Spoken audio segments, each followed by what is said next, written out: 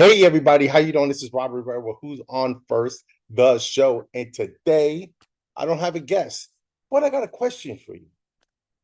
What is the most important thing on a baseball field? I mean, we think of baseball. What do you think of? Do you think of hamburgers and hot dogs? Do you think of the foul line? Do you think of the foul pole? Do you think of the umpires, the players, the baseball, the bat? Anybody ever think about the one thing that I think is the most important thing on any baseball field? Some of you might have known home plate. Home plate. Home plate is where everything starts and where everything ends. On every single dimension of a field starts at the beginning of the point of that plate.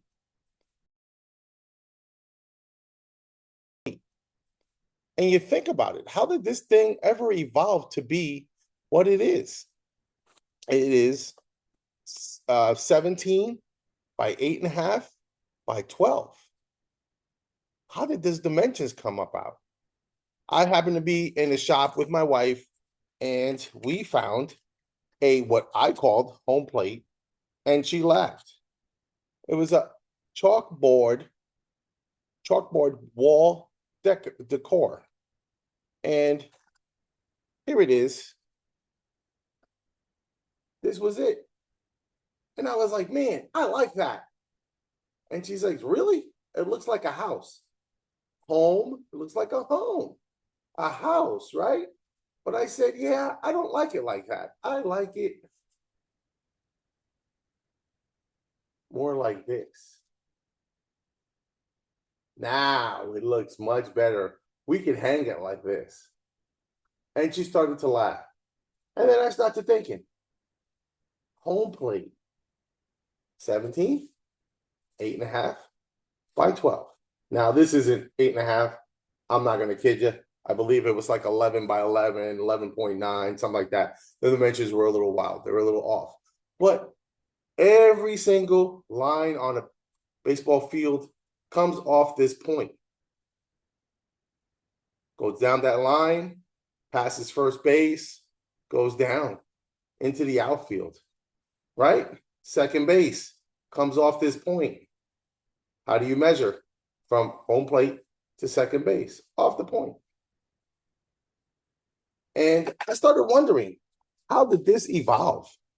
How did we get home plate to where it is today? And did a little digging, and turns out that before 1900, home plate was actually a square, was 16 inches square. And some people didn't like it. They wanted to make it a little different. So what they did was they took that square and they turned it. So one of the pointy parts would be pointing towards the pitcher, and the other pointy part would be pointing towards the catcher. And around 1869, it was actually a circle. And some of them were 12, it was a 12-inch circle. Some were made of wood, some were made of marble, some were made of cast iron, and some were actually a dinner plate. And that's how we get home plate. So what do you think? I personally have to laugh because I had a situation one time where I was umpiring out a game. I was umpiring out on Long Island, and I was umpiring a game, and we got to the field, and there was no home plate. What would you do? How would you handle the situation? Now, my solution was, well, we can have a nice floating home plate. The teams didn't like that. And what wound up happening, one of the players' dad lived nearby. He had a home plate somewhere in his garage, and he came and he brought the home plate. Now, this thing by no means was the prettiest plate. It was not nice. It was a little lifted in a corner. It was all like, lopsided and stuff. But we threw it down, and we had a game. The funny part about it is that I noticed after the second pitch that when they put it down, the pointy part was pointed towards the pitcher. And after that top of that first inning, my partner goes, home plate's wrong. I say, you know what? Why don't we leave it? Nobody said anything. I'm not going to mess with it. And until somebody says something. I thought it was pretty funny. But around 2 innings later, shortstop was coming off the field, and he goes, "Hey, Blue, hate to tell you your job, but home plate's upside down." And I said, "I like you. You're a baseball man." And I took home plate, turned it around. I said, "When you come up, your first pitch is going to be a ball." Now, go figure, the pitcher that was throwing against him, he wasn't having a good day. And he walked several batters for the first 2 innings. And, of course, he comes up to bat. Batter comes up to bat. First pitch right down the middle. Catcher didn't even move. He just caught it. And I, being the man of my word, I balled it. So much for a lesson, huh? But the funny thing is the catcher turned around on me and said, "Where was that?" And I said, something got in my eye. And he tells me, "Well, get it out of your eye."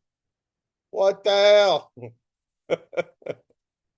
So we're going to dive into the evolution of home plate. And make sure you comment, make sure you like, you share, and let me know what you think is the most important thing in a baseball game.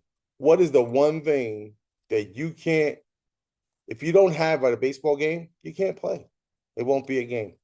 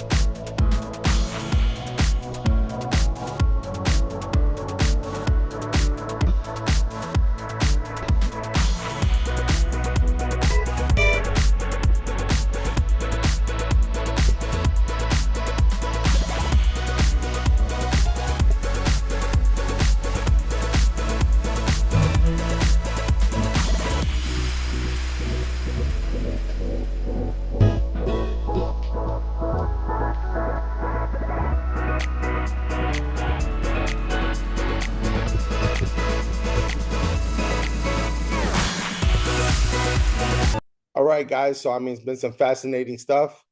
I enjoy it. I love it. I love the game. I hope you learned something. I learned something. I learned as much as from you that you guys learned from me. And I appreciate you guys tuning in. Make sure you subscribe, comment. Let me know what's going on. I love when you guys comment. All right, guys. As we say here on Who's On First, keep swinging. If you like the show, please do me a favor. Subscribe. Right.